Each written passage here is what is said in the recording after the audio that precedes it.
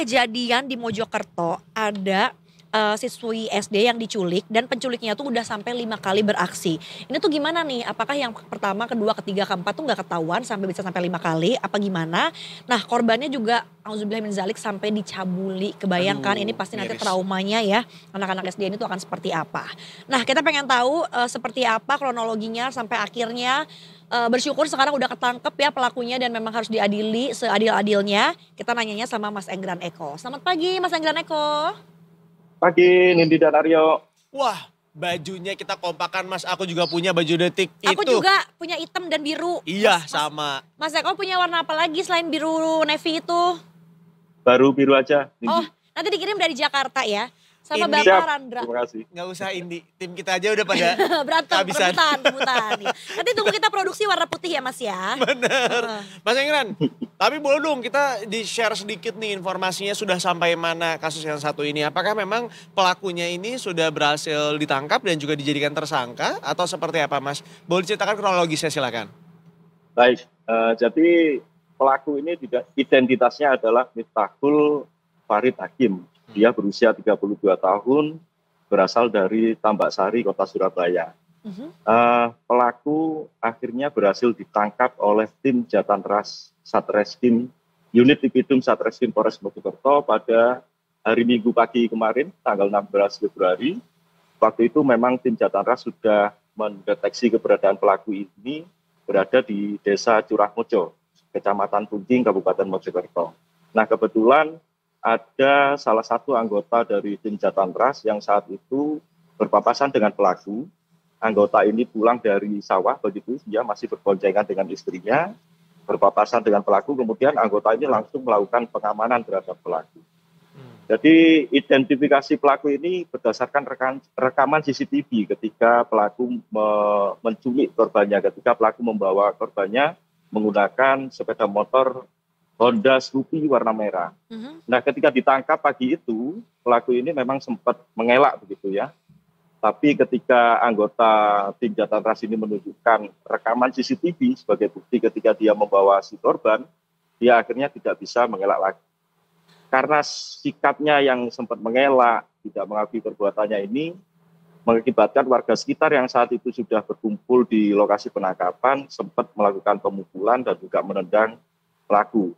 Namun tidak lama kemudian bantuan dari anggota tim Jatanras yang lain datang dan juga anggota Polsek Punjing juga datang sehingga kepolisian bisa mengamankan pelaku dari amarah warga. Gitu.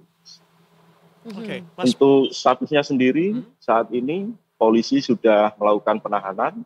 Di belakang saya ini adalah Polres Mojokerto. Ya. Dia saat ini ditahan di rutan Polres Mojokerto. Untuk persangkaan pasalnya yaitu tentang tindak pidana perampasan, kekerasan terhadap anak dan juga pencabulan begitu. Oke, Mas, si pelaku ini ternyata sudah beraksi sebanyak 5 kali. Apakah kemudian aksi ini dilakukan pada satu siswi SD yang sama atau dengan siswa SD yang berbeda-beda? Dan dalam kurun waktu berapa lama nih sebanyak 5 kali ini?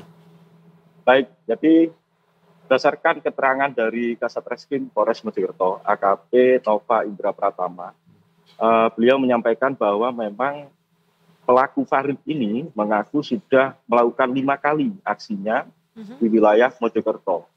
Namun sampai hari ini polisi belum merilis secara rinci begitu ya, Oke. TKP ataupun sekolah dasar yang menjadi sasaran para pelaku sehingga 5 kali melakukan aksinya ini. Sejauh ini menurut keterangan Pak Kasat Reskrim, baru ada 2 korban yang sudah melapor ke pihak kepolisian, yaitu korban yang berasal dari salah satu SD di Kecamatan Kutorjo dan juga dari Kecamatan Punjing. Kedua korban ini sempat diculik pelaku, kemudian ditinggalkan di persawahan yang sepi, yang lokasinya memang cukup jauh, terutama untuk anak kelas sekolah dasar begitu ya. Ya. Karena berbeda kecamatan dari tempat tinggal mereka, lokasi dia ditinggalkan ini. Kalau yang korban informasi yang kami dapatkan, korban yang di Kecamatan Kutorjo itu, dia dibawa dan ditinggalkan di persawahan yang berada di Kecamatan Ngoro. Itu melintasi Kecamatan Mojosari baru sampai di Kecamatan Ngoro. Sedangkan yang korban di Kecamatan Pungging, itu informasi yang kami terima ditinggalkan di wilayah Kecamatan Mojosari. yang itu juga berbeda kecamatan dari tempat tinggal korban.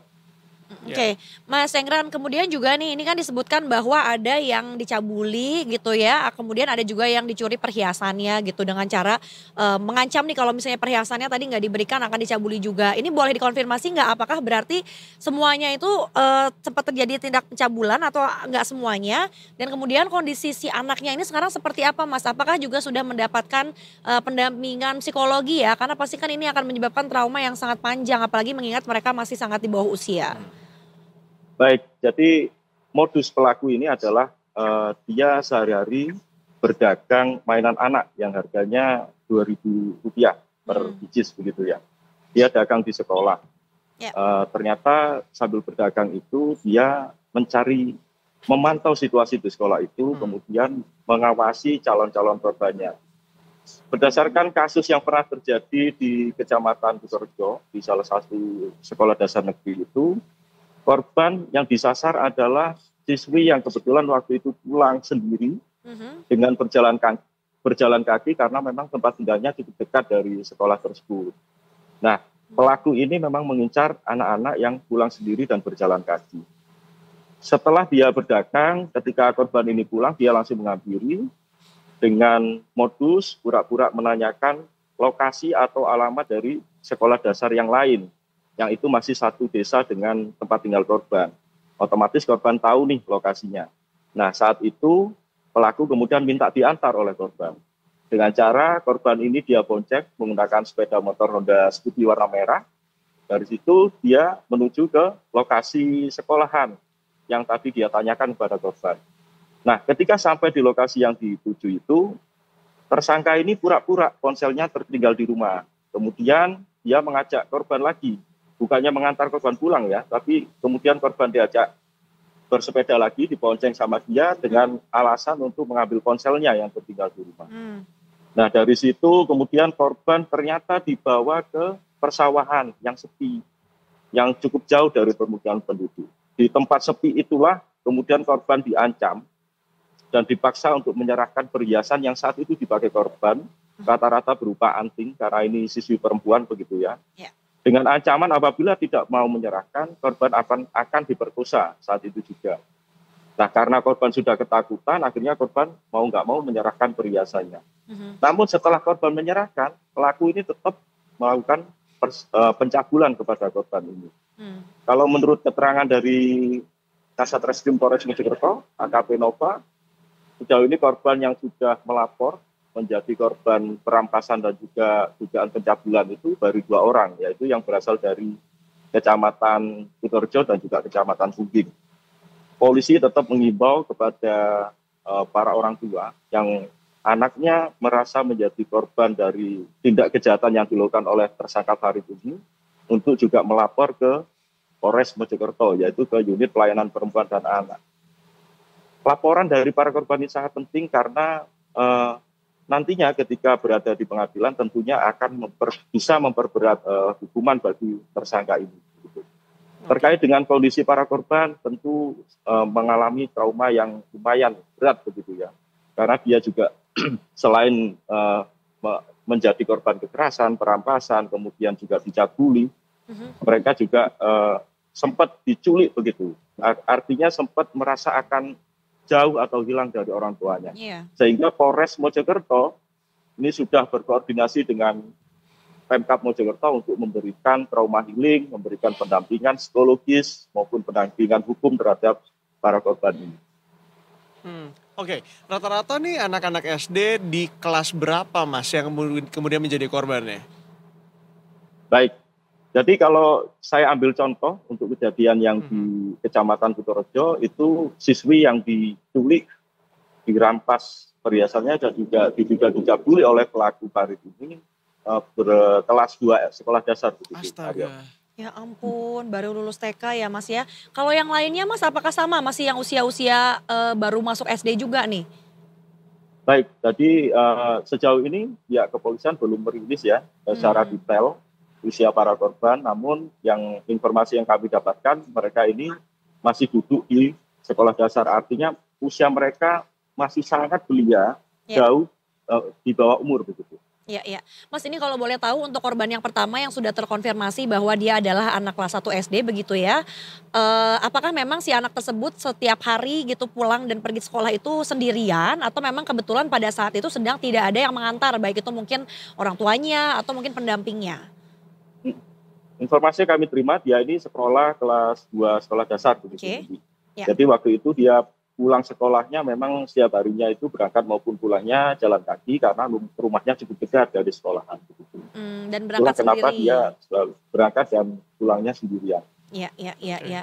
Ini juga jadi perhatian begitu ya, sepertinya memang apabila mungkin orang tua tidak bisa mendampingi, apa langkah baiknya apakah dititipkan dengan orang tua yang lain yang bisa mengantar jemput atau mungkin, setidaknya bergerombol gitu ya, sama teman-temannya bertiga, berempat gitu daripada berangkat sendirian. Ini kayaknya juga udah ditandain ya Mas ya sama si pedagang mainan ini ya, yang sepertinya sudah hafal nih mana-mana aja anak-anak sekolahnya yang biasa pulang sendiri dan mana yang biasanya ada jemputan gitu. Mas, terkait dengan kejadian ini bagaimana reaksi dari masyarakat sekitar, terutama mungkin dari pihak sekolah dan juga dari pihak orang tua siswi-siswi yang lain, Mas? Baik, jadi kasus ini memang menjadi pembelajaran seluruh elemen masyarakat begitu ya.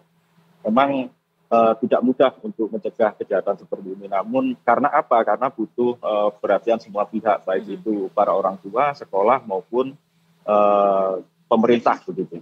Ya. Namun yang bisa kami sampaikan bahwa kasus seperti ini agar tidak berulang, di samping pengawasan dari orang tua terkait tadi mekanisme antar jemputnya seperti apa, kemudian pengawasan dari pihak sekolah bahwa mereka juga harus mengawasi nih ketika anak-anak keluar dari sekolah, jangan sampai ada siswinya atau siswanya yang kemudian didekati oleh orang yang tidak dikenal atau dihampiri bahkan diajak dibonceng untuk pergi suatu tempat dengan alasan tertentu.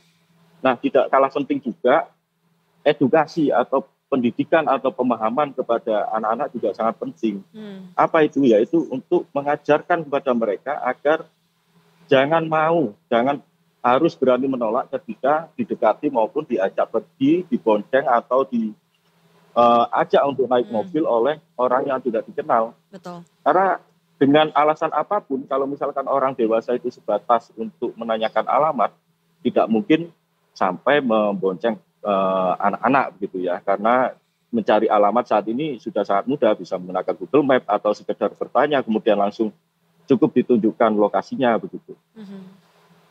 Ya ini memang sekali lagi adalah kerjasama berbagai macam pihak begitu ya. Tidak hanya kemudian dari pihak orang tua yang menjemput anak-anaknya ke sekolah, tapi juga dari pihak sekolah yang ketika misalnya anak-anak ini sudah pulang sekolah, dalam bentuk perilisan anak-anak ini kurang lebih harus ada ibaratnya semacam estafet begitu. Sehingga tidak sembarang orang bisa menjemput si anak-anak ini agar tidak terjadi hal-hal yang tidak diinginkan.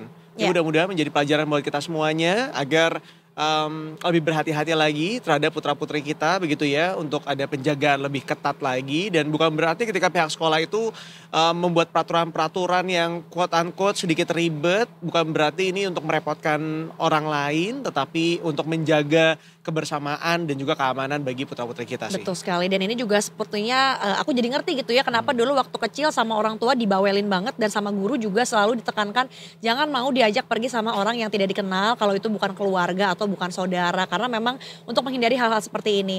Mas, satu lagi nih mungkin terkait pelaku karena beliau ini kan bukan berasal dari Mojokerto ya. Apakah ada indikasi bahwa ternyata dia juga pernah melakukan hal serupa di luar daerah Mojokerto atau mungkin Mas dicek udah ada track record untuk tindakan-tindakan seperti ini juga sebelumnya, Mas? Baik, jadi informasi yang kami terima dari kepolisian bahwa pelaku ini tidak hanya beraksi di wilayah Mojokerto begitu ya. Kalau di Mojokerto dia mengaku sudah 5 kali, sedangkan di wilayah Sidoarjo dia juga pernah melakukan 1 kali. Ini berdasarkan Astaga. pengakuan dari pelaku Farid. Iya. Namun sampai hari ini unit pelayanan perempuan dan anak Satreskrim Polres Mojokerto masih melakukan pengembangan kasus ini, masih melakukan penyelidikan guna mengumpulkan bukti-bukti. Mudah-mudahan kasus ini segera terungkap dengan terang benderang dan para korban yang lain yang sampai hari ini belum melapor bisa segera melapor ke Polres Mojokerto. Amin. Ya. Ya sekali lagi kasus ini masih dalam proses penyelidikan begitu ya. Masih akan didalami lagi lebih lanjut dan kita menantikan informasi selanjutnya dari Mas Engran. Mas Engran terima kasih banyak untuk informasinya Mas, sangat lengkap sekali. Sehat-sehat terus Mas dan selamat bertugas kembali. Sampai jumpa.